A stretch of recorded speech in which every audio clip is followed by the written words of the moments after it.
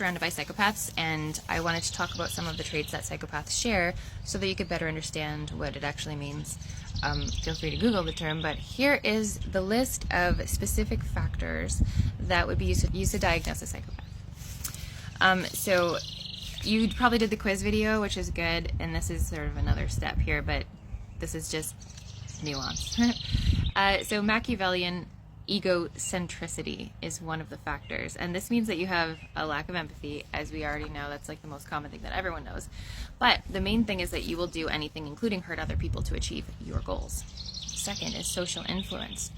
So a psychopath has the ability to charm and fool others because it's a necessary tool in their toolbox. And this is how we've got to this here, though I read this book before the 48 Laws of Power, but people talk about psychopaths in the 48 Laws of Power, and that's kind of why we're here. Next, cold-heartedness. I meet a lot of people, and I can't tell you how many of them identify themselves as cold-hearted. What does it really mean? It means a lack of emotion, guilt, or regard for anyone else's feelings, and you legitimately don't feel bad about it at all. Carefree disorganization.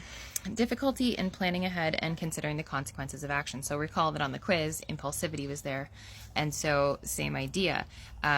Remember, it's like this complete lack of regard for feeling and no worries, which is good because the next one's fearlessness.